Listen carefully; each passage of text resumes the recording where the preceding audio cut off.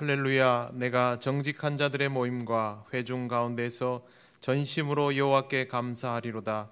여호와께서 행하시는 일들이 크시오니 이를 즐거워하는 자들이 다 기리는도다. 아멘. 찬송가 1장 하나님께 찬양드립니다.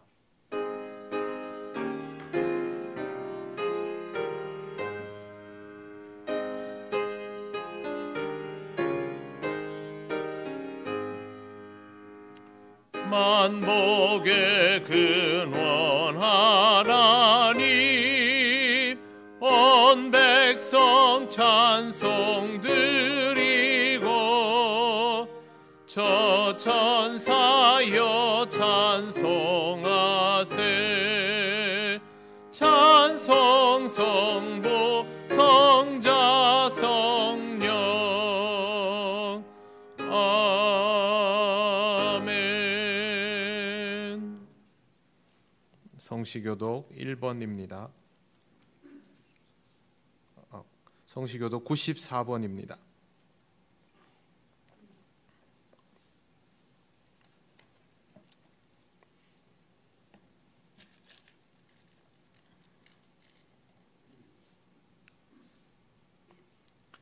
찬송하리로다. 하나님 곧 우리 주 예수 그리스도의 아버지께서 그리스도 안에서 하늘에 속한 모든 신령한 복을 우리에게 주시되 곧 창세전에 그리스도 안에서 우리를 택하사 우리로 사랑 안에서 그 앞에 거룩하고 흠이 없게 하시려고 그 기쁘신 뜻대로 우리를 예정하사 예수 그리스도로 말미암아 자기의 아들들이 되게 하셨으니 이는 그가 사랑하시는 자 안에서 우리에게 거저 주시는 바 그의 은혜의 영광을 찬송하게 하려는 것이라.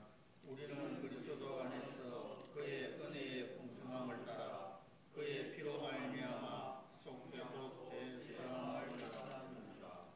이는 그가 모든 지혜와 총명을 우리에게 넘치게 하사 그 뜻의 비밀을 우리에게 알리신 것이요 하늘에 있는 것이나 땅에 있는 것이 다 그리스도 안에서 통일되게 하려 하심이라. 모든 일을 그의 뜻의 결정대로 일하시는 이의 계획을 따라 우리가 예정을 입어 그 안에서 기업이 되었으니 이는 우리가 그리스도 안에서 전부 바라던 그의 영광의 찬송이 되게 하려 하심이라. 아멘. 나는 전능하신 아버지 하나님 천지의 창조주를 믿습니다. 나는 그의 유일하신 아들 우리 주 예수 그리스도를 믿습니다.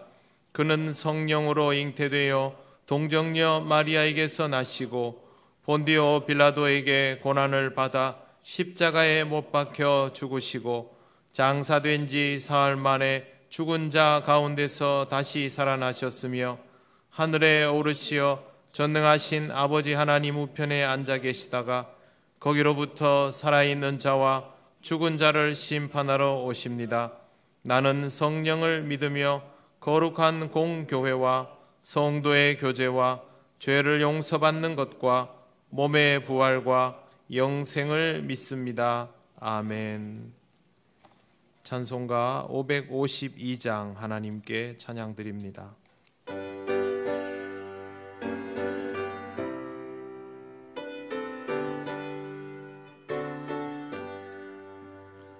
아침 해가 돋을 때 만물 신선하여라. 나도 세상 지낼 때 햇빛 되게 하소서. 주여 나를 도우사 세월 허송 않고서 어두운 세상 지낼 때 햇빛 되게 하소서. 새로오는 광음을 보람 있게 보내고 주의 일을 행할 때 햇빛 되게 하소서. 주여 나를 도우사 세월 허송 않고서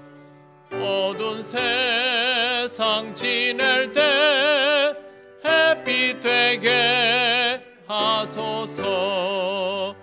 한 번 가면 안 오는 빠른 광음 지날 때 귀한 시간 맞춰서 햇빛 되게 하소서.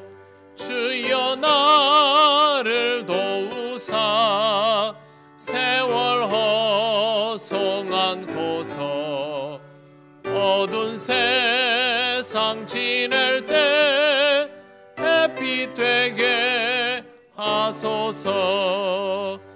밤낮 주를 위하여 몸과 마음을 드리고 주의 사랑 나타내 햇빛 되게 하소서. 주여 나를 도우사 세월 허송한고서 어두운 세상 지낼 때 햇빛 되게 하소서.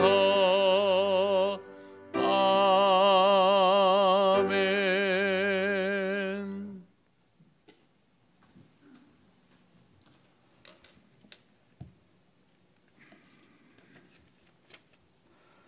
우리의 모든 것을 주관하시는 하나님 아버지의 무한한 사랑과 은혜를 감사드립니다. 2020년의 많은 일들 가운데 무탈하게 지나가게 하시고 새로운 21년 새해를 맞이하여 새해 첫 주 첫 예배를 드리게 하심을 또한 감사를 드립니다. 계속해서 이어져 오고 있는 코로나로 인해 새해 첫 예배부터 영상으로 드려지는 이 예배를 기쁘게 받아주시고 우리들에게 한없는 은혜를 주시기를 원합니다. 우리의 잘못된 모든 것을 용서하시고 인도하시며 주 안에서 참된 평화를 누리게 하옵소서. 새술은 새 부대에 넣어야만 찢어지지 않고 보관할 수 있다고 주님은 말씀하셨습니다. 지난 해에 잘못된 습관과 행동으로 올해의 시작을 망치는 일이 없도록 인도하시고 새로운 마음가짐으로 받은 임명과 사역을 잘 감당하는 착한 청지기가 될 수 있도록 지키시고 인도하여 주시옵소서. 새해에는 모든 성도들이 한마음 한뜻으로 주님을 사모하는 마음을 가지기를 원합니다. 마음으로 우리의 믿음을 더 굳건하게 하시고 기도로 강구하는 우리들을 축복하셔서 믿지 않는 이들에게 교감이 될 수 있도록 은혜를 다하여 주시옵소서. 올해는 주여 이제 회복하게 하소서라는 표를 가지고 한 해를 살아가고자 합니다. 우리의 영적 회복 없이는 교회에서 회복은 불가능함을 알고 있고 회복의 모든 것은 회개함으로 인해서 모든 것이 가능함을 믿습니다. 우리들의 죄를 자복하게 하시고 스스로의 잘못을 인정하며 주님 앞으로 나아가게 하옵소서. 며칠 동안 한파로 인해서 우리들의 몸과 마음이 움츠러지고 있음을 느끼며 추위에 떨고 있는 불우한 이웃을 돌아보는 우리들이 되게 하시고 행여 그들의 아픔을 모르고 지나가는 우리가 되지 않게 하시며 그들을 도우셔서 햇살 가득한 통영교회 교인들이 되게 인도하옵소서. 새해를 허락하셨사오니 희망을 가지게 하시고 우리 주님을 믿는 모든 성도와 더불어 복된 성도로 가득한 행복한 교회로 살아가게 하시며 주님이 주신 내 말씀 내 이웃을 내 몸같이 사랑하라는 참된 그리스도인이 될 수 있기를 간절히 소망합니다. 유치부와 아동부 그리고 청소년부를 비롯하여 장년부에 이르기까지 모든 부서가 하나님이 보시기에 아름다운 부서가 되게 하시고 각 기관 모든 성교회가 하나님의 이름을 널리 알리는 귀한 선교 사역자가 될 수 있도록 은혜를 다하여 주시옵소서. 모든 성도들이 가정을 지키시고 인도하셔서 한결같은 믿음으로 주님 주신 말씀으로 살아가게 하시고 또한 병약한 성도들을 위로하셔서 빠른 쾌유를 허락하옵소서. 교육자들을 사랑하시되 충성된 종이 될 수 있도록 기도로 동력하게 하시고 작은 것 하나하나 우리가 할 수 없는 것들을 채워주셔서 성도를 감당하기에 부족함이 없도록 인도하옵소서. 말씀 전하실 목사님을 축복하시고 그 입술의 말씀을 주장하셔서 우리들이 한 해를 살아가는 동안 목적을 가지게 하시고 또한 아주 작은 것이라도 이룰 수 있는 행복을 허락하옵소서. 빛으로 오신 거룩하신 예수님의 이름으로 기도를 드립니다.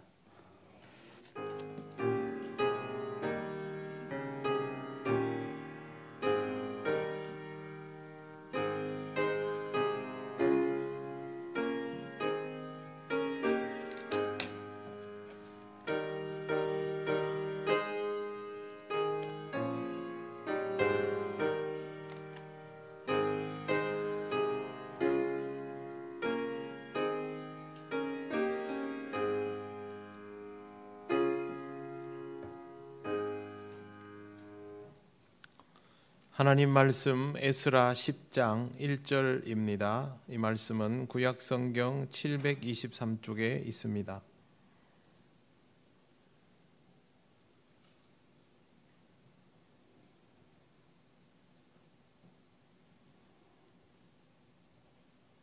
에스라 10장 1절 말씀을 봉독합니다. 에스라가 하나님의 성전 앞에 엎드려 울며 기도하여 죄를 자복할 때에 많은 백성이 크게 통곡하며 이스라엘 중에서 백성의 남녀와 어린 아이의 큰 무리가 그 앞에 모인지라. 아멘. 기도드리겠습니다. 거룩하신 하나님 아버지, 새해 첫 주일 말씀을 우리가 함께 듣습니다. 이 말씀을 들으며 믿음으로 한 해를 시작하게 하시고 또 하나님 말씀을 늘 기억하는 우리들 되게 하옵소서. 이 시간 들려주시는 말씀 잘 깨닫기를 원하오며 예수님 이름으로 기도드립니다. 아멘.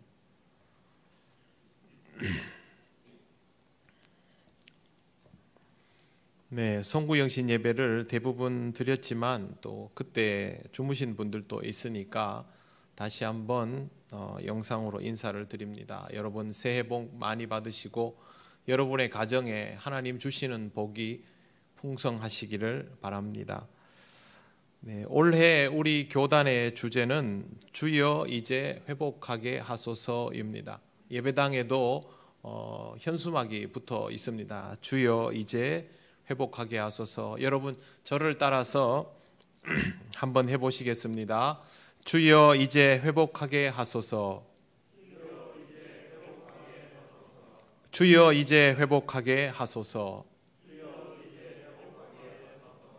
네, 올해는 이 주제를 꼭 기억하시기를 바랍니다. 2021년은 회복을 위하여 매진하는 한 해가 되어야 합니다. 그러기 위해 우리가 무엇이 필요한 사람들인지 차근차근 알아가고 배워가는 신앙생활이 되면 좋겠습니다. 여러분 신앙생활에서 가장 힘든 것이 무엇일까요? 신앙생활하면 제일 먼저 떠오르는 것들이 말씀을 듣는 것, 기도하는 것, 찬양하는 것, 그리고 예배 드리는 것들입니다. 신앙이 기본적으로 있는 사람이라면 이런 것들을 어려워하지 않습니다. 때로는 힘들 때도 있고 피곤할 때도 있지만 그래도 말씀 듣고 예배 드리는 것은 나를 회복되게 하는 것임을 알기에 사모하는 마음을 가지게 됩니다. 신앙이 좋아질수록 이것은 기쁘고 즐거운 일이 되면서 찬양도 자연스럽게 나옵니다. 봉사와 봉헌도 있습니다. 봉사와 봉헌은 말씀 듣고 기도하고 예배 드리는 것보다는 조금 더 진도가 나가야 자연스러워집니다. 은혜 없이는 불가능한 것이기 때문입니다. 하나님 앞에 드려지는 모든 봉사와 봉헌은 하나님의 감동 없이는 불가능하기 때문에 먼저 하나님의 은혜를 느끼고 그것에 대하여 감동받은 상태여야 몸과 마음이 자연스럽게 움직여지게 됩니다. 이런 것들은 아무것도 하지 않고 가만히 기다린다고 되는 일은 아닙니다. 사모함이 없다면 여기까지 진도가 나갈 수가 없습니다. 그래서 하나님을 믿는 자는 말씀을 듣고 기도하는 것에서부터 그 말씀대로 봉사하며 봉헌할 수 있는 것까지로 발전되어야 합니다. 그런데 이것보다 더 힘든 것이 있습니다. 그건 바로 신앙생활을 꾸준히 이어가면서 깊이를 더해가는 것입니다. 처음에는 작은 것 한 가지를 봉사하고 기본적인 봉헌을 하지만 신앙이 무르익어 가면 봉사와 봉헌도 자연스럽게 늘어나게 됩니다. 작은 것의 즐거움을 알던 사람이 큰 것의 즐거움도 알게 되니 처음에는 이것이 어렵고 부담이 되다가도 점점 더 나에게 기쁨이다라는 것을 깨닫게 되는 것이죠. 그리고 이런 신앙은 꾸준함을 가지게 되면서 안정화 단계에 들어갑니다. 신앙은 받아들이는 것에서 시작해서 충만함으로 나아가며 표현되는 것을 통하여 꾸준함을 가지게 되는 것입니다. 신앙생활이 무르익어 가는 사람이 이 과정까지 오는 것은 그렇게 어렵지는 않습니다. 우리는 모두 이런 영적인 꾸준함을 가지기 위하여 항상 최선을 다할 필요가 있습니다. 그런데 신앙생활에는 이것보다 더 어려운 것이 있습니다. 그건 바로 회개입니다. 회개라는 말은 우리에게 매우 익숙함에도 불구하고 정말로 어려운 것입니다. 오죽하면 우리가 이것만은 하지 않고 신앙생활을 이어갈 다른 방법들을 찾아내고 또 찾아내려 했을까요? 그건 회개가 그만큼 힘들기 때문입니다. 그런데 회개 없이는 신앙생활이 제대로 되지 않습니다. 회개 없이는 진도가 나가지 않도록 하나님의 섭리가 이루어지기 때문입니다. 오늘 우리가 읽은 말씀을 다시 한번 제가 읽겠습니다. 에스라 10장 1절, 에스라가 하나님의 성전 앞에 엎드려 울며 기도하여 죄를 자복할 때에 많은 백성이 크게 통곡하매 이스라엘 중에서 백성의 남녀와 어린 아이의 큰 무리가 그 앞에 모인지라. 본문은 성경 역사상 가장 확실했던 첫 종교개혁 운동이었습니다. 그 중에 에스라가 있었습니다. 에스라가 엎드린 하나님의 성전 앞은 늘 제사를 드리던 번제단 앞인 것으로 보입니다. 평소에는 이곳에서 늘 제물을 바쳤지만 이번에는 제물 대신 엎드려 울며 기도하고 있는 것입니다. 과거에는 오늘 성경에 기록된 말씀처럼 예배당 강단 위에 엎드려 기도하고 잠들던 목회자들이 많았습니다. 그들의 절박한 마음은 이해하지만 이제 우리 개혁교회는 번제를 드리지 않고 예배당 안에 지성소가 있는 것도 아니니 그런 방식을 답습할 필요는 없을 것입니다.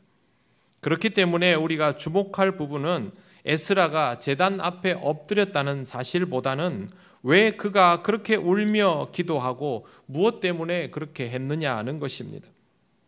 2절 말씀에 스가냐라는 인물이 등장합니다. 그는 에스라의 기도의 내용을 듣고 반응을 보인 사람입니다. 우리가 우리 하나님께 범죄하여 이 땅 이방 여자를 맞이하여 아내로 삼았으나 이스라엘에게는 아직도 소망이 있나니. 에스라가 기도한 이유가 여기에 나옵니다. 포로에서 돌아온 백성들이 이방 여인을 아내로 맞이하였던 것이 문제가 된 것이죠. 결혼의 문제가 아니라 신앙의 문제가 되었던 것입니다. 이스라엘과 유다가 망한 이유가 불신앙 때문이었음을 생각한다면 포로 기환에서 가장 중요한 부분이 신앙적 회복이 되어야 했음은 두말할 것도 없습니다. 하지만 현실은 그렇게 간단하지 않았습니다.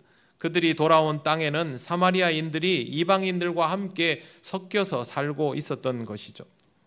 사마리아인들은 이미 오래전부터 이방인들과 그렇게 살았던 사람들입니다. 이미 그 땅은 70년 동안 민족과 종교에 상관없이 자유롭게 결혼하는 정서가 자리 잡아져 있었던 것입니다. 이곳에 유대인들이 늦게 합류한 상황이 되니 그들도 자연스럽게 이 문화에 젖어버린 것입니다. 사람이 함께 살아가다 보면 자연스럽게 교감이 발생합니다. 서로 얼굴을 대하고 눈을 마주치다 보면 감정이 주고받아지는 것이죠.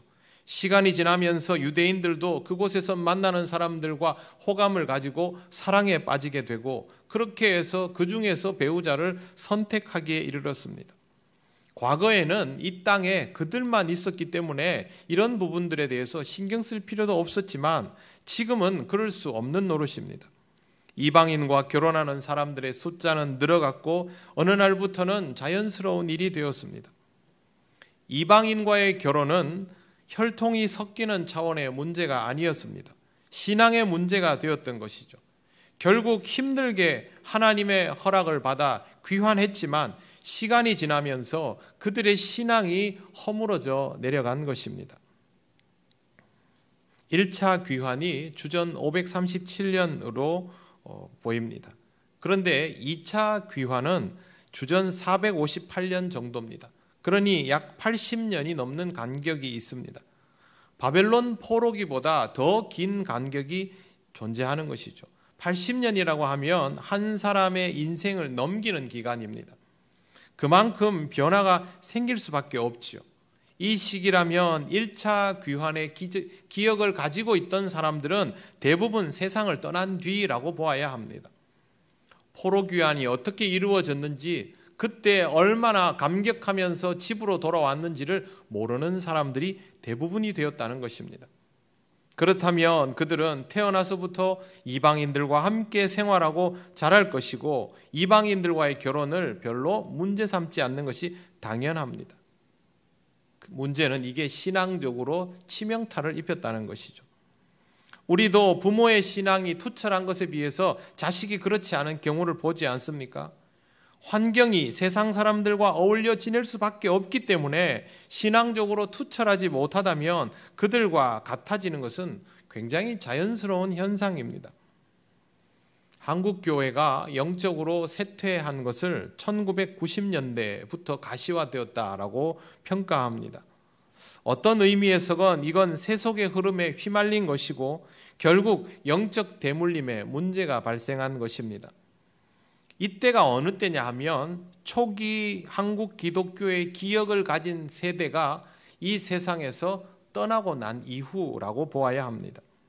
어려움 속에서도 신앙을 지켜오던 이들의 기억이 교회 안에서 사라지면서 이후의 세대들은 그 기억을 가지지 못한 채로 이 세상에서 신앙생활을 하면서 이런 문제들이 발생하게 된 것입니다. 에스라는 이 문제의 원인을 이방인과의 결혼으로 봅니다. 그들과 섞여 살다 보니 서로를 필요로 하게 되었고 그러다 결혼을 하고 자식을 낳아 키우고 있었는데 이 자연스러운 현상을 에스라는 문제라 본 것이죠. 당연히 그 시대 사람들은 이렇게 보게 되어 있습니다. 에스라가 이렇게 반응하면 이 시대 사람들은요, 너무 지나치지 않는가, 같이 살고 있는데 어쩔 수 없지 않는가라고 반응할 수 있습니다만 하나님은 모세를 통하여 이미 오래전에 이방 민족과 속한 자들과는 혼인하지 말 것을 말씀하셨기 때문에 에스라는 이것이 문제라고 여기고 하나님 앞에 회개 기도를 드리게 되었던 것입니다. 에스라는 하나님 앞에 부끄러워 고개를 들 수 없다고 고백하면서 이렇게 우리를 돌려보내 주셨는데 이방인과 결혼하지 말라 하셨던 말씀을 우리가 잊어버렸다고 하며 회개합니다. 세상에서는 아무 문제 없는 일이 하나님 앞에서는 심각한 잘못이 되어 있음을 깨달은 것입니다. 그런데 이런 에스라의 기도에 백성이 통회하는 마음으로 동참하였다라고 성경은 전합니다. 온 백성이 크게 통곡하고 하나님의 성전 앞에 모였습니다. 에스라는 유대 자손에게 이 문제를 공표하고 3일 안에 모든 사람을 모으도록 하고 이방인과의 결혼 문제를 지적하였습니다. 그리고 그 다음 순서는 이방 여인과 결혼한 사람들을 전국적으로 조사하게 한 것입니다. 조사를 했더니 제사장도 이방 여인과 결혼한 사례가 나왔습니다. 그만큼 이방 여인과의 결혼은 이들에게 자연스러운 일이 된 것이죠. 결국 이스라엘 백성은 하나님 앞에 속건제를 드렸습니다. 속건제는 그때의 잘못을 회개하기 위하여 드리는 제사였습니다. 그리고 참회하며 이방 여인과 그 여인들의 소생에서 태어난 아이들을 전부 내보냈습니다. 여러분, 이건 엄청난 사건입니다. 수많은 가정들이 파괴되고 여인들과 아이들이 내쫓기는 일이 되었기 때문입니다. 이 당시 이스라엘 백성에게는 정서적으로 충분히 일어날 수 있는 지금부터 몇천 년 전 이야기지만 우리가 보기에는 정말 충격적인 사건이 아닐 수 없습니다. 그 당시 상황이라면 이렇게 내보내진 여인과 아이들은 살아남기 위해서 다른 남자를 만나야 합니다. 아니면 보호받을 수가 없습니다. 누군가의 노예가 되거나 그렇게 됩니다. 유대인들은 순혈주의와 영적 정체성을 지키기 위해서 이렇게 했지만 사실 너무 잔인한 처사인 것이죠. 그럼에도 불구하고 에스라가 이런 특단의 조치를 내린 이유는 그들의 영적 정체성이 모두 무너져 내렸기 때문입니다. 그리고 그 시대의 유대인들이 할 수 있는 최선의 선택이 이것뿐이었기 때문에 그렇습니다. 가장 큰 이유는 아직 그들은 주님을 통하여 하나님의 뜻을 이해하지 못하는 수준인 것이죠. 에스라의 이런 처사가 효과가 있었을까요? 느헤미야 13장에 보면 느헤미야가 에스라처럼 똑같이 이방 여인과의 결혼을 문제 삼으며 회개하는 내용이 나옵니다. 그런데 에스라와 느헤미야의 간격이 20-30년밖에 안 됩니다. 한 세대도 가지 않아서 원상복귀 되었던 것이죠. 이런 극단적인 선택도 효과적이지 못했음을 우리는 잘 보아야 합니다. 오늘 말씀은 문자적으로 해석하고 답습하면 안 됩니다. 그러면 여러분이 신앙적으로 흐트러졌다 하여서 불신하는 가족과 헤어지고 하나님을 믿지 않는 자녀들을 내보내야 합니다. 그렇게 하겠습니까? 이런 극단적인 선택은 여러분의 가족으로 하여금 평생 교회를 원망하게 만들 수도 있습니다. 그래서 우리는 이 말씀을 문자적으로 읽을 것이 아니라 에스라의 마음이 어떠했는지, 하나님 앞에서 우리가 이것을 이 시대에서 어떤 방법으로 구현하며 회복될 수 있는지를 더욱 깊이 고민해야 하는 것이죠. 에스라가 하나님 앞에서 회개하고 이런 극단적인 선택을 하여도 순식간에 유대 사회가 다시 이방인들과의 결혼을 당연하게 여겨버리는 것처럼 이런 시도는 결코 성공할 수 없습니다. 이 사회 속에서 우리가 불신자들과 선을 긋고 살면 생존이 가능하겠습니까? 에스라 시대처럼 통혼의 책임을 무기력한 여인과 자식들에게 지우면 그렇다고 상황이 끝납니까? 그렇지 않습니다. 역사는 이것을 더 분명하게 입증해 주고 있습니다. 하나님께서 주신 택한 백성의 혈통을 그토록 중요하게 여기던 유대인들은 이 땅에서 장차 완전히 흩어져 버립니다. 그래서 자신들의 혈통을 지킬 수 없게 되었습니다. 유대인들은 유전적으로 목의 혈통을 따르죠. 유전학적으로 목의 혈통이 더 맞기는 합니다. 그런데 유대인들의 목의 혈통의 이유를 찾아보면 이건 고육책입니다. 전쟁과 성폭력이 난무하던 시대에서 나라도 없이 떠돌아다녀야 했던 유대인들이 혈통을 유지할 수 있는 방법은 아버지가 누구인가를 찾아서는 안 되는 일인 것이죠. 그래서 어머니가 누구인가에 초점을 맞추었는데 또 어머니가 누구인가는 아이의 미래를 결정하는 정서적인, 종교적인 모든 지배권이 있기 때문에 이것이 유효하여진 것입니다. 그래서 이방 여인과 아이들을 내보냈던 유대인들은 이제 온갖 다른 혈통으로도 유대교 신앙만 있으면 유대인이라는 관점에 이르게 됐습니다. 자기들이 주장하고 고집하던 바를 자기들 스스로 내려놓게 되어버린 것이 하나님의 특별한 섭리입니다. 오늘 우리가 이 말씀을 읽고 에스라가 눈물로 기도하니 온 백성이 같이 회개하고 이방 여인들과 아이들을 다 내보내면서 이 문제가 해결되었구나라고 받아들이면 우리는 결국 이 말씀을 그냥 껍데기만 보는 것입니다. 회개는 그렇게 간단하지 않습니다.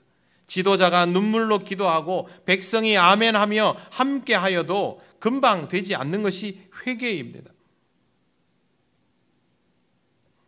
20년도 유지되지 않아 깨져버린 에스라의 종교개혁과 2000년을 넘겨 지탱되어 왔던 유대적 전통의 차이는 무엇입니까? 신앙을 지키는 일은 법으로 되는 것이 아니라 자기 스스로 신앙적 혈통을 지키려고 눈물겹게 노력하는 일이 있어야만 유지가 되는 일임을 잘 보여주는 것입니다. 한국 교회가 또 우리 교회가 올해 이 말씀을 주제로 정했습니다. 이 말씀은 첫 단추입니다. 에스라와 그 시대 사람들이 한 세대도 지키지 못한 회개 운동이 우리에게 쉬울 리 없습니다. 사랑하는 아내와 자식을 내쫓고도 성공 못한 그 회개가 그냥 우리가 회개합시다 라고 한다고 해서 될 일이 없습니다. 사실 진짜 문제는 쫓겨난 이방 여인과 아이들이 아니지 않습니까? 자기들이 신앙적이지 못해서 유대 혈통을 가지고 있으면서 본인들이 택한 백성이며 본인들이 눈물 흘리며 포로기환을 해놓고도 자기 정체성을 지키지 못한 것이 진짜 문제인데 그 문제를 도외시하고 다른 해법들만을 그대로 택했던 것이죠. 물론 그들이 예수 그리스도를 만나지 못했기 때문에 혈통에 대한 집착에서 벗어나기 어려웠던 것은 충분히 이해할 만합니다. 우리는 다 예수님을 만난 사람들입니다. 그렇기 때문에 우리는 새로운 관점으로 이 말씀을 볼 수 있어야 합니다. 구약의 관점이 아니라 예수 그리스도를 통하여 누구에게도 복음이 전해지는 것을 믿음으로 바라보며 깨달을 수 있어야 하는 것입니다. 한국교회는 이미 이 어리석음을 수차례 반복해 왔습니다. 2007년에도 영적 대각성 운동 100주년이라고 해서 회개 운동해야 된다고 그렇게 붐을 만들었지만 실패했습니다. 그리고 여러 가지 행사들을 동원해도 회개는 이루어지지 않았습니다. 회개는 너무 힘든 것이기 때문에, 그렇게 해서 되는 것이 아니기 때문에, 문제는 더욱 깊은 곳에 있기 때문에 그렇습니다. 회개를 하려면 우리 자신을 먼저 인정해야 됩니다. 나한테 문제가 있구나라는 것을 인정해야 합니다. 그것도 공개적으로 인정해야 합니다. 그래서 이건 우리에게 너무 어려운 일이 된 것이죠. 우리는 지금 많은 것들이 무너지고 변화되는 시대를 살아가고 있습니다. 적응하기가 쉽지 않습니다. 그럼에도 불구하고 구주 예수 그리스도께서 우리에게 주신 말씀처럼 진리 안에서 우리는 여전히 자유로울 수 있습니다. 지금이 어떤 시대인지, 무엇이 옳은지, 무엇이 그런지를 구별할 수 있으면 어떻게 행동해야 하는지, 무엇부터 해야 하는지도 알 수 있는 것입니다. 우리는 분명히 회복되어야 합니다. 하지만 그건 개혁을 필요로 하고 개혁을 하려면 회개가 선행되어야 합니다. 자신이 선택한 아내와 아이들을 내보내는 수준의 회개와 개혁이라면 그건 구약의 역사처럼 반복될 것입니다. 하지만 내가 내 가족을 전도할 만한 변화라면, 그것을 위해서 내 자신을 드러내 보일 수 있다면 이 개혁은 완성될 것입니다. 우리가 회개할 일은 내가 나 자신도 영적으로 지키지 못하고 있다는 사실입니다. 내 가족이 왜 복음을 전해받지 않을까가 아니라 내가 왜 가족에게 복음의 사람으로 보여지지 못했을까를 먼저 회개해야 하는 것이죠. 내가 내 주변에 있는 사람들에게 선한 영향력을 미치지 못하고 있다는 사실을 통렬히 인정하고 회개해야 합니다. 여러분 잘 아시다시피 다윗에게는 이방인들이 정말 많았습니다. 다윗이 사울을 피해서 떠돌이 생활을 하다 보니 이방 나라에 거주할 때가 많았고, 근데 놀랍게도 그때마다 다윗 주변에는 이방인들이 따라 붙었습니다. 그리고 그들은 이스라엘에 와서 다윗의 부하가 되었습니다. 다윗이 왕위에서 쫓겨날 때에도 그들은 다윗을 따랐을 정도입니다. 분명히 블레셋 사람들이지만, 분명히 암몬 사람이지만, 그럼에도 불구하고 그들이 이스라엘 사회에서 관직을 얻으며 다윗을 따를 수 있다는 말은 그들의 신앙이 벌써 하나님 신앙으로 개종되어 있다라는 것을 의미하죠. 어떻게 이렇게 할 수 있을까요? 어떻게 그들은 하나님을 믿는 자로 살아가는 이방인이 되었을까요? 그 옛날에 다윗이 그들에게 미친 선한 영향력 때문입니다. 다윗 주변의 이방인들은 다윗을 위하여 자기 희생을 마다하지 않았습니다. 다윗도 부족함이 많은 사람이고 죄를 분명히 지었지만 그의 근본적인 태도는 하나님 앞에서 자신을 작게 여길 줄 아는 것에 있습니다. 그 모습이 그들로 하여금 다윗을 따르게 만들었던 것이죠. 그래서 우리는 이것을 교훈 삼아 먼저 나 자신을 영적으로 갱신해가는 한 해가 되도록 힘써야 할 것입니다. 나의 영적인 흐트러짐이 내 가족에게 위협이 될 수 있다는 생각을 꼭 해야 합니다. 내 아내가, 내 남편이, 내 자식이 신앙적이지 못하다 하여 그들과 거리를 둘 것이 아니라 나 때문에 그들이 신앙적이지 못한 채로 여전히 있구나라는 것을 인정해야 합니다. 이게 얼마나 힘든 일이라고요. 그러나 이것이 출발점입니다. 늘 하던 식대로 오늘 말씀을 읽고 대한민국 교회가 전부 현수막을 걸고 회개운동과 부흥회를 열어서 이 문제를 돌파하려고 한다면 또 실패할 것입니다. 그게 아니라 우리 자신이 하나님 앞에서 통회하고 자복하는 심정으로 다시 서면 우리는 이 문제를 똑바로 보고 풀어갈 수 있습니다. 주님은 회개의 핵심을 가르쳐 주셨습니다. 누가복음 9장 23절 말씀을 제가 읽어드리겠습니다. 또 무리에게 이르시되 아무든지 나를 따라오려거든 자기를 부인하고 날마다 제 십자가를 지고 나를 따를 것이니라. 지난해와 올해를 통하여 우리가 하나님으로부터 요구받은 것은 자기 부인의 삶으로 깊이 들어가는 것입니다. 감옥 같은 이 세상은 알고 보면 우리에게 기도할 수 있는 골방으로 제공되고 있습니다. 사랑하는 성도 여러분, 올해는 문제를 내 밖에서 찾지 않도록 하시기를 바랍니다. 모든 문제를 내 안에서 찾아보시기를 바랍니다. 그것이 너무 힘들게 느껴질 때마다 아직도 내가 영적으로 부족한 사람이구나, 내가 영적으로 너무 약한 사람이구나, 그렇게 받아들이시기를 바랍니다. 올 한 해는 우리 자신의 회복을 위하여 하나님 앞에서 더욱더 진지하게 기도의 자리를, 말씀의 자리를 찾는 여러분이 되시기를 바랍니다. 아무것도 할 수 없다고 여겨지는 여러분의 골방에서 하나님을 만나 영적 자유를 누리시기를 바랍니다. 회개는 힘들고 아프고 어렵고 꺼려지는 것이지만 우리가 하나님의 은혜 가운데서 제대로 살아갈 수 있는 하나님이 복 주시는 통로입니다. 하나님은 이 사건과 상황을 통하여 우리를 반드시 회복하게 하실 것입니다. 하나님을 믿고 진심으로 회개하고 자복하며 회복의 길로 나서는 여러분 되시기를 바랍니다. 기도드리겠습니다. 하나님 감사합니다. 하나님께서 주시는 은혜의 새해를 맞이하며 하나님 앞에 예배하게 하시니 감사합니다. 그동안 모든 문제들을 밖에서 원인 찾으며 다른 사람에게 짐지우며 살았던 시절이 너무 많음을 고백합니다. 우리의 인생이 바뀌지 않으면 깨달아야 하는데 우리는 고집스럽게 그 길을 가다 오늘에 이르렀습니다. 하나님 아버지, 2021년은 하나님 앞에 통회하고 자복하며 순전한 마음으로 시작할 수 있게 하시고 우리의 삶의 진정한 변화가 회개로부터 시작된다는 것을 깨닫게 하옵소서. 모든 문제가 나 자신에게 또 우리들에게 있음을 인정합니다. 하나님 아버지, 끊임없이 인정하는 우리가 무너져 내리지 않도록 영적으로 지탱하여 주셔서 여기에서부터 우리의 십자가를 지고 나갈 수 있는 그리스도인의 삶이 온전해지게 하옵소서. 감사드리며 예수님 이름으로 기도드립니다. 아멘.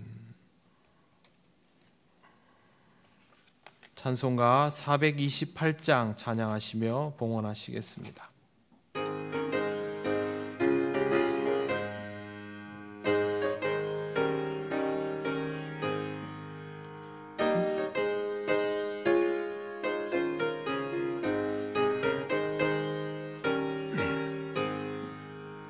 내 영혼의 햇빛 비치니 주 영광 찬란해.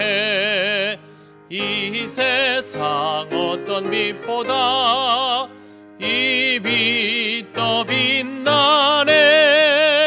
주의 영광 빛난 광채 내게 비춰 주시옵소서.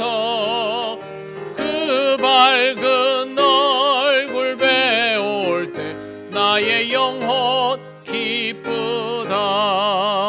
내 영혼에 노래 있으니 찬양합니다. 주 귀를 기울이시사 다 듣고 계시네. 주의 영광 빛난 광채 내게 비춰주시옵소서. 그 밝은 얼굴 배울 때 나의 영혼 기쁘다.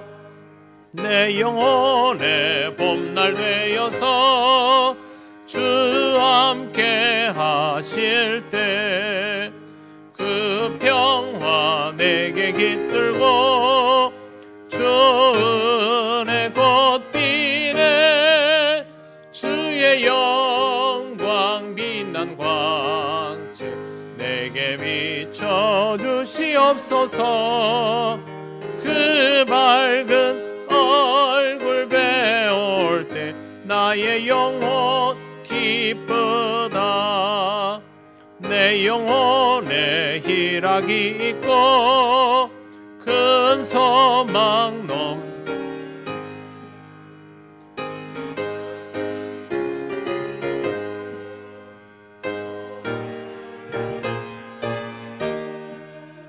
주의 영광 빛난 광채 내게 비춰 주시옵소서.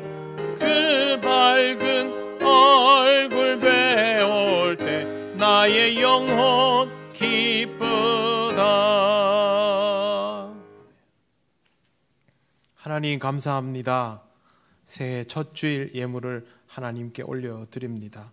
우리 성도들 가정에서 하나님 앞에 봉헌하지만 그 마음과 정성을 하나님께서 기억하여 주실 줄 믿습니다.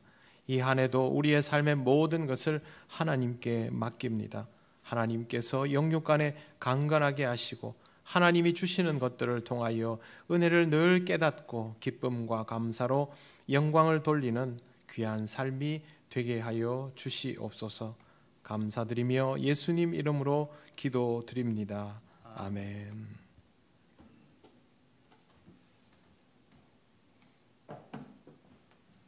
교회 소식 알려드리겠습니다. 예배입니다. 오늘은 신년주일입니다. 그리스도의 사랑으로 충만한 2021년이 되시기를 바랍니다. 안내입니다. 첫 번째, 특별방역대책 기간 연장으로 인해서 17일 주일까지 비대면으로 실시간 온라인 예배를 드립니다. 두 번째는 새 기도 제목입니다. 24일 주일에 교회에 나오실 때에 헌금함에 넣어주시기를 바랍니다. 1월에 함께 나눌 기도 제목, 첫 번째, 코로나19 확진자들을 지켜주시고 우리도 생활방역에 힘쓰게 하소서. 두 번째는 주님을 간절한 마음으로 기다립니다. 우리의 믿음을 지키시고 주님의 몸된 교회를 신령하게 하옵소서.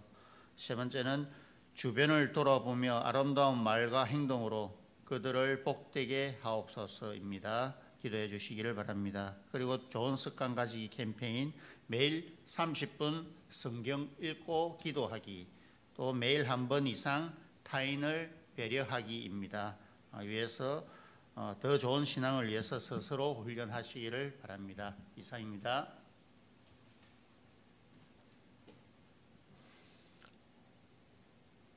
네, 우리가 그동안 방역 수칙을 잘 지키면서 신앙생활하고 예배를 드려왔음에도 불구하고 우리가 함께 살아가고 있는 이 땅의 사정이 녹록지 않아서 특별 방역 대책에 따라서 비대면 예배를 드리게 되었습니다. 그동안 여러분들이 신앙적으로 관리를 잘하면서 신앙생활을 해 오셨는데 새해 첫 주부터 이렇게 비대면으로 예배 드리게 되어서 매우 안타깝고 유감스럽게 생각합니다.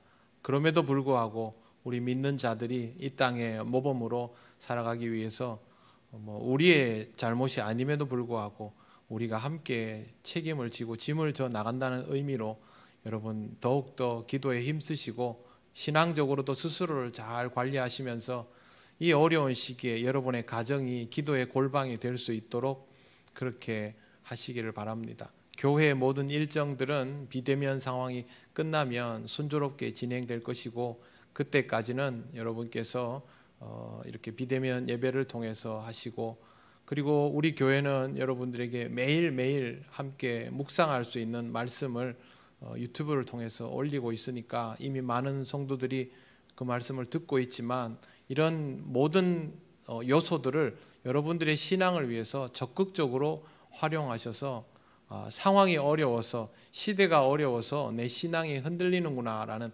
그런 사태에 처하지 않도록 여러분 스스로를 잘 관리하시고 하나님 앞에서 이 시기에도 영적으로 더욱 성장해 나가는 은혜를 누리시기를 바랍니다.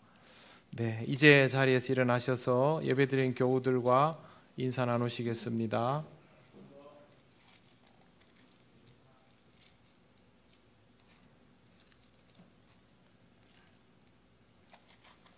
찬송가 635장 주기도문 찬양 드립니다.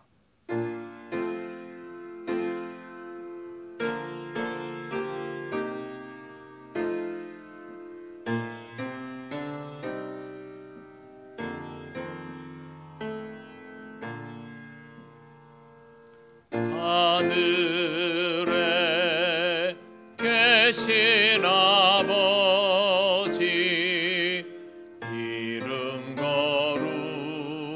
거룩하사 주님 나라 임하시고 뜻이 이루어지이다.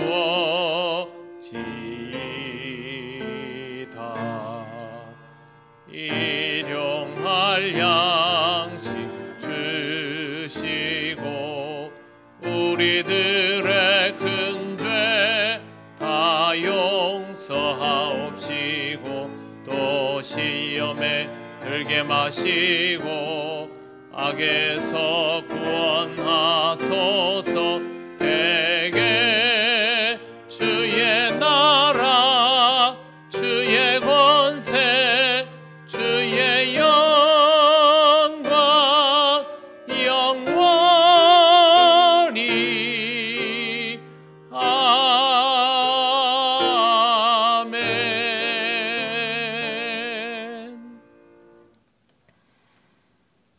우리 주 예수 그리스도의 크신 은혜와 하나님 아버지의 놀라우신 사랑과 성령님의 교통하시고 인도하여 주심이 통회하고 자복하는 심정으로 이 한 해를 시작하며 온전히 하나님만 붙들고 살아가기를 원하는 우리 통영교회 모든 성도들 위해 영원토록 함께 하시기를 간절히 축원하옵나이다.